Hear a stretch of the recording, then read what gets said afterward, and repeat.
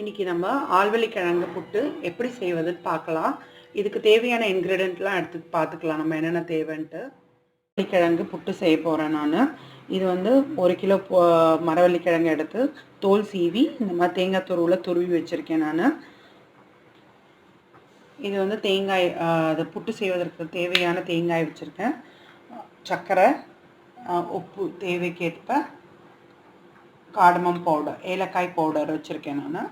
இப்போ வந்து இந்த புட்டை வந்துட்டு நம்ம இட்லி பாத்திரத்தில் வச்சு உப்பு சேர்த்துட்டு அவிச்சு வச்சுக்கலாம். நம்ம அவிச்சு வச்ச உடனே அதுக்கப்புறம் தேங்காய், சர்க்கரை, ஏலக்காய் பொடி எல்லாம் சேர்த்து நம்ம வந்துட்டு உருண்டை பதத்துலேயும் இல்லை புட்டு மாதிரியும் எடுத்து வச்சு சாப்பிடலாம். இது காலை உணவுக்கு குழந்தைங்களுக்கு ரொம்ப உணவு நல்லது.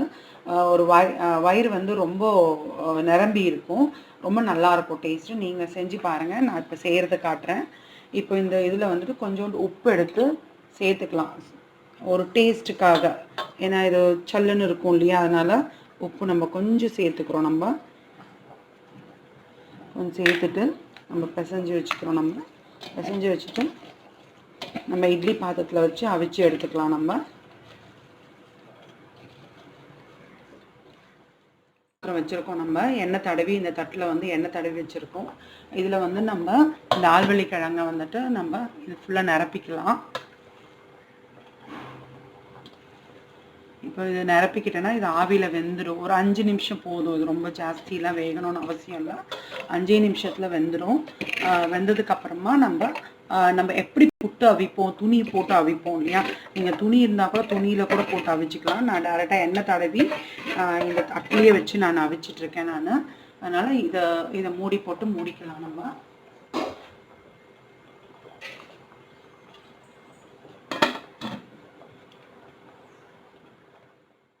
5 நிமிஷம் வெந்ததுக்கு அப்புறமா நம்ம எப்படி இருக்குன்னு பார்க்கலாம். நம்ம ஒரு 10 நிமிஷம் வெந்திருக்கு. 10 நிமிஷம் ஆயிடுச்சு பாருங்கள்.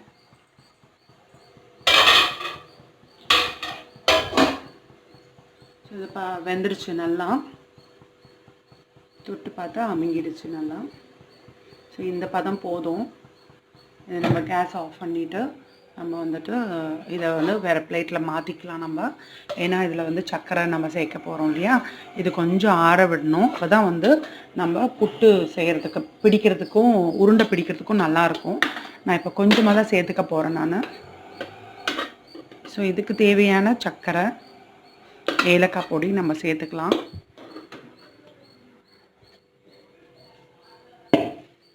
ஸோ இது வந்து ஆற வச்சிடணும். ஆற வச்சிட்டதுக்கப்புறமா நம்ம சர்க்கரையும் தேங்காய், ஏலக்காய் பொடி சேர்த்துக்கலாம். ஆறட்டும். இந்த கிழங்கு ஆறி அடித்து கையில் பிடிக்கிற மாதிரி இருக்கு. நம்ம வந்து இப்போது இதை கூட தேங்காய், சர்க்கரை, ஏலக்காய் எல்லாம் சேர்த்துக்க போகிறோம்.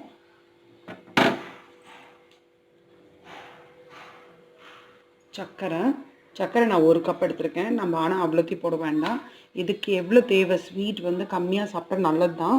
அதனால் அதுக்கு தேவையான சர்க்கரையை மட்டும் நீங்கள் ஆட் பண்ணிக்கோங்க.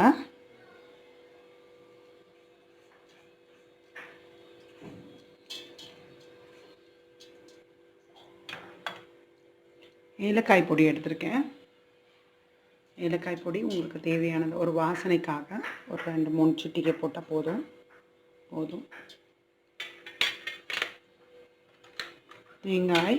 தேங்காய் பூ எடுத்திருக்கேன். இது வந்து உருண்டை பிடிச்சி அது ரொம்ப நல்லாயிருக்கும் தேங்காய் சேர்க்கறதுனால. ஸோ தேங்காயும் சேர்த்துக்கோங்க. இந்த கிழங்கோடு தேங்காய் சேர்த்து சாப்பிட்றது அது தனி ஒரு டேஸ்ட்டு. ஸோ உங்களுக்கு தேவையான தேங்காவை சேர்த்துக்கோங்க. இது எல்லாத்தையும் கலந்துட்டு நம்ம உருண்டை பண்ணிக்க போகிறோம். நம்ம கையிலே உருண்டை பண்ணிக்கலாம். ஏன்னா நம்ம இப்பயே சாப்பிட போகிறோன்றதுனால நம்ம தேங்காய் ஆட் பண்ணிக்கிறோம், கையில் பிசையணும்.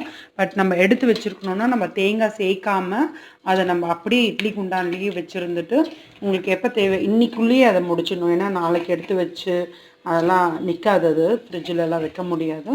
ஸோ கிழங்கு வந்து இன்றைக்கி நீங்கள் சாப்பிட்றது நல்லது. அது எவ்வளோ தேவையோ அதை மட்டும் நீங்கள் சீவி புட்டு செஞ்சுக்கலாம். ஸோ இது வந்து ரொம்ப பிள்ளைங்க வந்து ரொம்ப மொத்தமாக எடுத்து வைக்காமல் அதை உருண்டை பண்ணியோ இல்லை ஷேப் பண்ணி நம்ம கொடுத்தோன்னா அந்த பசங்க ரொம்ப விரும்பி சாப்பிடுவாங்க. ஸோ அதனால் இப்படி கொடுங்க. இது வந்து எல்லாமே கலந்தாச்சு. நம்ம கிழங்கு எல்லாம் சர்க்கரை எல்லாமே கலந்துருச்சு. இப்போ இதை வந்து நம்ம சர்வ் பண்ணிடலாம். இதை வந்து நம்ம இப்படி உருண்டை பண்ணி ஒரு உருண்டைன்னு சொல்லிட்டு கணக்கில் கூட நம்ம கொடுத்துடலாம். இந்த லட்டுன்னும் கொடுக்கலாம். நம்ம பசங்க ரொம்ப விரும்பி சாப்பிடுவாங்க. இன்றைக்கி ஆல்வள்ளி கிழங்கு புட்டு செஞ்சாச்சுங்க. இதை நம்ம டேஸ்ட் பண்ணி பார்த்துடலாம்.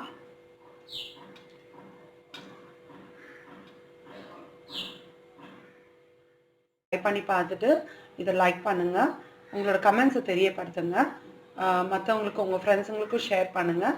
மறக்காமல் சப்ஸ்கிரைப் பண்ணுங்கள். தேங்க்யூ.